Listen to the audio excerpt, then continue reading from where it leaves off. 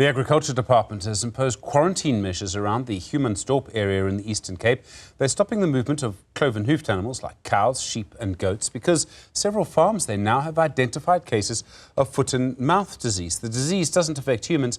It is very contagious, so it spreads between animals very, very easily. Dipepenene Serage is the Deputy Director General in the Agricultural Production, Biosecurity and Natural Resources Management Department at the Minister of Agriculture. Dipepenene, good afternoon to you and thank you for your time. What kind of measures have you enacted in the Eastern Cape? What measures are you imposing? Thank you for having us. We've actually cordoned off, if you like, so quarantined farms that are affected in the Humansdorp part of the Eastern Cape.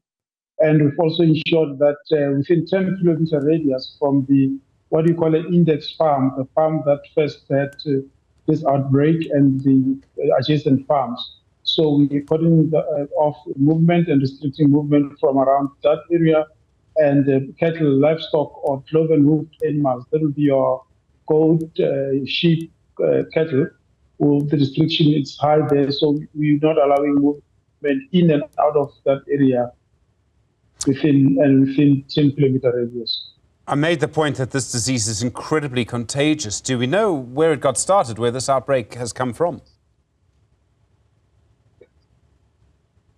We actually are perplexed because we are not supposed to have this type of strain in the Eastern Cape. It's not supposed to be there. We're doing all we can, and some of the information, obviously, because it's subject to investigation, we're not able to divulge. Let me just use the opportunity to explain that this is a controlled disease, and so an outbreak of a controlled disease is actually a crime scene.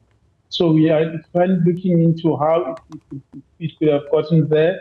We are probing movements of vehicles and farmers and everything that we suspect might have brought this outbreak or this infection in this part of the South Africa, because ordinarily Eastern Cape, we shouldn't be having an outbreak of FMD, specifically the strain that we have at the moment. But we are happy that it's only confined to actually two properties. It's two properties owned by one owner and one other property. The one owner is the dairy, who owns two dairy farms, and the other one is a small beef farm, an abattoir, feedlot kind of. So it's not a big area, so we're not worried that much.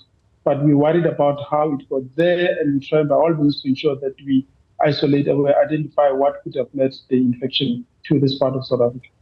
In the area around the quarantine zone, are you able to do anything to protect animals there? Are you able to vaccinate them, perhaps? Yes, the first thing we did was to immediately vaccinate all the affected farms. So vaccination is done as the first step, because with vaccination, we achieve two things. One, we prevent the spread of the virus. So we prevent the affected or infected animals from shedding the virus and infecting others. And secondly, we also prevent those that are negative from being testing positive. In other words, we assist them to build antibodies so that they don't get infected, even if they, for some reason, one reason or the other, get in close proximity or with the virus. So we try by all means to do that. So we've already vaccinated more than 2,000 animals have been vaccinated in and around the areas that are affected. And vaccination program is continuing. We've got sufficient supply of vaccines, so we're intending to vaccinate all the animals in the area and within the 10 kilometer radius. I mean, one of the problems you have in the Eastern Cape is stopping people from moving animals around. They don't always use roads. People will walk their animals from one place to another. Do you think you'll actually be able to enforce the quarantine measures? In fact, the good thing is, as always, the foot and mouth disease outbreak, the culprits are the commercial sector, those who move their animals by trucks and vehicles. The communal sector, which is the one that you're referring to, those who would drive 2 or 3 cows over the hill or the other side and to a friend or relative, those ones are not the culprit. And now, as nature would have it, the communal farmers don't easily sell or buy livestock, and they don't easily exchange livestock. So the risk in that area is minimal. So the ones that, as always, all the outbreaks to date that we've had to deal with and been able to contain, always are with the commercial sector. Those are the ones who buy a lot of animals from different areas, and those are the ones that, to push profits, they violate the biosecurity regulations.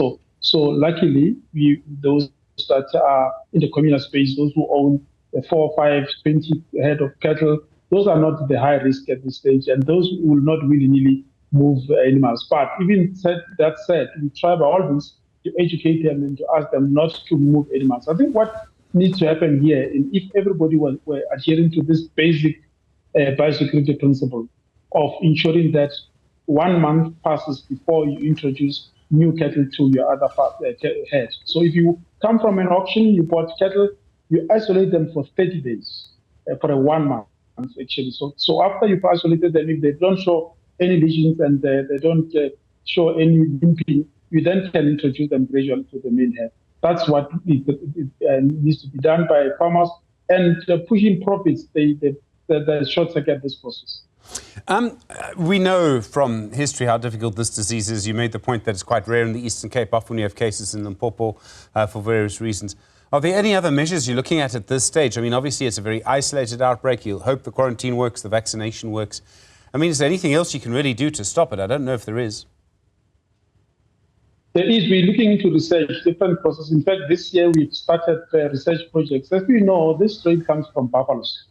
And buffaloes themselves don't get sick, so they shed easily the virus without showing any symptoms. So that's the source of the foot and mouth disease. So what we're trying to do is to make sure that within the areas around the Kruger National Park, and that will be in Mpumalanga and Limpopo provinces, and in KZN, the areas, the farming areas around Tshishwe Umbolozi Nature Reserve.